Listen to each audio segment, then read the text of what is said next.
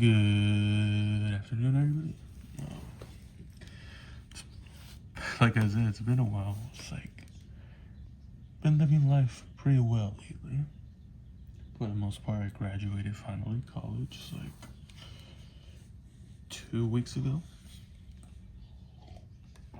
Had some encounters with a friend I haven't seen in a long time, so that was pretty fun too. Finished my internship too. And overall, I'm just looking for jobs right now. It's going pretty well, honestly, so I'm not that discouraged. I'm pretty sure something great's gonna happen for the most part. But yeah. Anyways, this video is about the Republic and the laws. So, the Republic and the laws are two works written by Marcus Tullius Cicero. Marcus Tullius Cicero was a Roman orator at the time of the late Republican period in the Roman Republic. What's so notable about Cicero? Well, he's probably one of the most influential writers in Latin, one of the greatest orators, one of the greatest patriotic men that could ever exist. And he has some philosophy too. I mean, if you read it, it's a little different compared to Greek philosophy, but it's a good read. I recommend people read it. But once again, that's pretty much Cicero in a nutshell. And why are we talking about the Republic? Well, the Republic is it's not to be confused with Plato's Republic. Plato's Republic. Well, fun fact. This is from what my professor told me. So, the Republic Plato's Republic was named the Republic because of mainly how influential Cicero's Republic was so influential during the Italian Renaissance. And that's really the reason why Plato's Republic is named Plato's Republic. Otherwise, you could just call it the Politeia, if you know what that means. Pretty much just the government, pretty much, or something like that. But, yeah. But anyhow, Cicero's Republic is mainly about four Roman figures that are discussing forms of government. So they discuss monarchy, oligarchy, aristocracy. Did I say democracy? I don't think I have it. But yeah, democracy. They talk about all those four forms of government. And they discuss the weaknesses of all four of them. And these four characters end up discussing, like, what's the best government? And of course, there's a lot of mixed opinions, but the general consensus is that the monarchy would pretty much be typically the best in a way. The arguments against democracy is really that it could become mob rule pretty easily. And they mainly use Athens as an example. As for oligarchy, it's pretty much just a degenerated version of an aristocracy, and so on and so on. And the monarchy, why do they prefer the monarchy? Well, the monarchy is a form of government where usually the best of the best rules. And this is an interesting choice because the Romans hate kings. They hate kings because they originally were a monarchy too, but not a hereditary monarchy. They pretty much elected their kings in a way. If you wish to know more about that, I suggest you read Livy's book 1 of Ab Recondita. It should give you the idea why Romans hate kings and how pretty much they pick their kings out, because it was more of an election in a way. They elected their kings, but overall, it's not like a hereditary monarchy. But back on the subject of the Republic here. So, anyways, they picked up the form of government as monarchy because one, the best of the best gets to rule, and it's overall considered to be a better government in the eyes of the Romans. But ideally, the Republic discusses that the elements of an aristocracy, a monarchy, and a democracy are both needed to all those three governments combined with their elements. That is the ideal form of government. And that is what the Roman Republic is actually run off of. If you think about it, the two consuls are basically two kings. And they pretty much share the power between them. That's why there's two. Sparta had two kings, but it was not like that.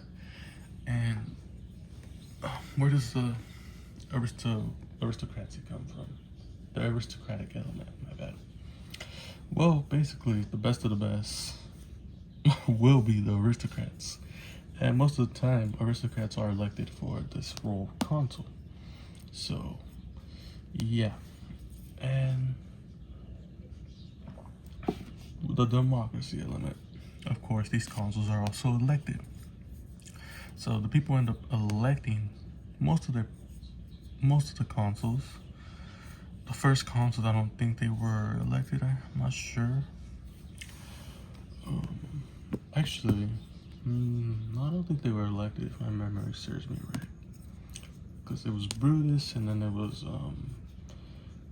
Sexius Tarquinius. But yes, the element of democracy is needed. So that is the ideal form of government. And of course, for the Romans at least.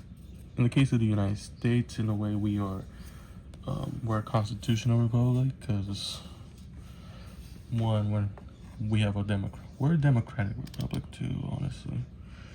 But we also have federalism, which is also the United States government is a very complex government because it just can't be explained so easily. But it's pretty similar to Rome here because obviously the two consuls, the president and vice president, the Senate, which is basically Congress, and what else?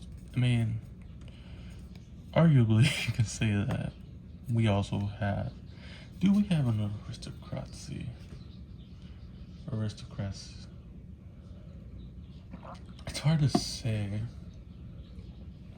I mean, you got the Vanderbilts,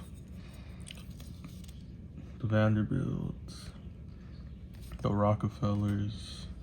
Okay, we have some pretty powerful families. The Kennedys. But in a sense, it does not feel that way because when we're comparing the Roman aristocrat families to what we're supposed to call the United States aristocrat families, the difference is that the Roman aristocrat families have been around for ages compared to the American ones. America's only 248 years old. Once it's 2027, we'll be 250. So, yeah, it's hard to say, but overall, it's the general consensus is that it's similar. And of course, we also have the Scipio's dream, where it's pretty much Scipio Africanus the younger and Scipio Africanus the elder talking together and pretty much showing like this whole manifest destiny type of thing, that you're destined to rule all of this. You're meant to destroy Carthage. You're meant to have all this glory and so on. And that's pretty much what the Republic's about. But why does Cicero use these four great Roman figures, which are Laelius, Scipio Africanus the younger, Scipio Africanus the elder, and a couple of others that I'm failing to mention two of them. Hold on, let's see. Let's see.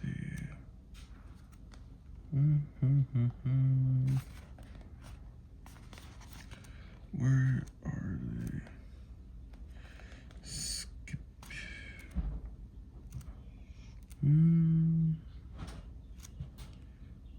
Tullius, that's the other one, and Manlius.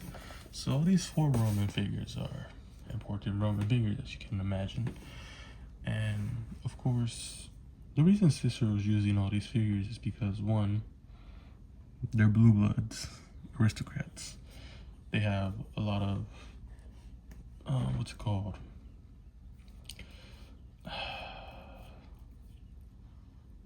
Power is not the appropriate word.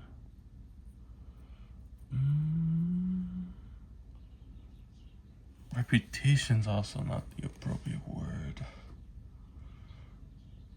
These 4 figures just command a great deal of respect that you have to listen to them. And Cicero's basically using them as a mouthpiece to voice out what he thinks is the ideal form of government here. And of course, Cicero's ideal form of government is the middle what's it called? The middle Roman Republic, which is the one where Cato the Elder and Scipio Africanus the Elder and the Younger lived during that time period. That is the ideal Roman Republic, because the republic that Cicero basically is growing up in is one that's pretty much ravaged by civil war, class disputations, and it's overall a troubling period because first in Rome, in this like late Republican period, we have the 2 Roman figures of Sulla and Marius. Those 2 went, and I believe that was the first Roman Civil War. And then it would be Pompey and Caesar that would start the second Roman Civil War in this late Republican period. And then it would be Octavian and Mark Antony starting the final Civil War in the late Republican period, because after Augustus comes to power, the Republic is no longer a republic, it is an empire. Because Augustus takes the mantle of Imperator, which is emperor. And we have to think that by the time Augustus dies, by the time all possible descendants of Augustus or successors, there's nobody alive after the death of the Roman Emperor Nero that remembers what Rome was like before the imperators. And that's pretty much how there's nobody that knew how Rome was, how the Republican government was. All they knew was the system that they were simply born in, which was like what, 60 to 90 years maybe. So you can imagine how that's worked out in. And of course, the works of Cicero, we do not, well, at least I do not know for certain if they were around, but overall, you can imagine that people were not interested in bringing back this form of government. The emperors was the form of government, and that was meant to stay. Was it more simpler? In a way, it was. They prevented more civil wars, like between like the ones Julius Caesar and Pompey, Octavian and Mark Antony had, and so on and so on. But the Roman Empire still had civil wars. Let's not get that twisted. And also, let's not forget that the Roman Republic was also an empire. Yes, just because it's called the Roman Republic does not mean it was an empire. It was an empire. The only time the Roman Republic was not an empire was probably in the early Roman Republic period. But by the time of like the 3rd century, that's when the Roman Republic really starts becoming an empire, because they start conquering, they pretty much get pretty big until they get access to southern Italy, and that ends up getting them to Greece, and so on. And now about the laws. The laws is a bit interesting. So Cicero's laws, as you can imagine, it's pretty much similar to Plato's laws, which are another thing you have to read. That's according to with the Republic, it goes like a pair. So Cicero's Republic and the Cicero's laws are one and one. So Cicero's laws. Cicero's laws is written in a way of pretty much a Platonic dialogue, aka a Socratic dialogue.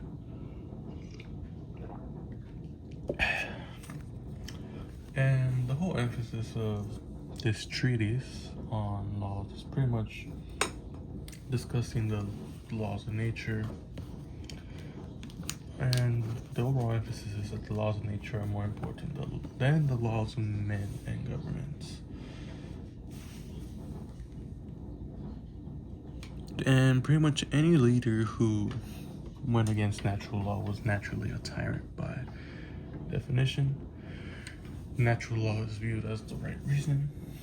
That's because it goes hand in hand with nature, and therefore it's common to every person. And it's just something that exists naturally. And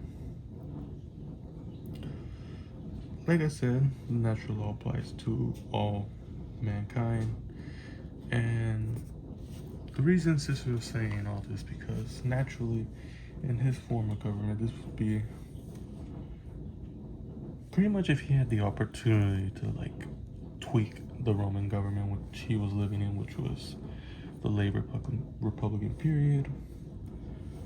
This would be the ideal way he would go about it for a hypothetical reformed Roman government. It's in a way, it's his ideal of a utopia. That's why I'm saying that the Republic and the laws go hand in hand. And there's not much to the law, to this dialogue really. It's just pretty much the standard of the just and injustice here. And that is really it, really, for that one. The law promotes whatever is good and forbids evil. It's pretty simple. And how would you view this, honestly?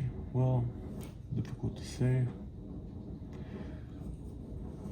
Pretty much there's a great sense of value in law. It's the highest form of reason, and it's just natural. And pretty much orders what should be done and doesn't let the opposite happen, of course. And overall, what are my thoughts on these two dialogues? Well, for starters, I think I had a great time reading these, but it bothered me that most of the text was corrupted, because like it just had ellipses in almost nearly every one and every other paragraph or so, and it would leave you with like not really understanding what you were reading at, because now the two characters were talking something else. But that's something you can't really do much about. You can't do nothing about. You can't do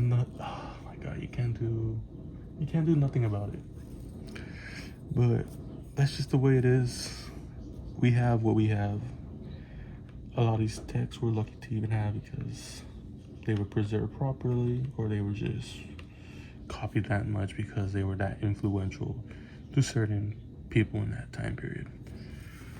But overall, that's pretty much it. This video will go to the organic commentaries, which is, one of my series I like to do, where I just discuss what I read and not really go too deep into it. Is it lazy?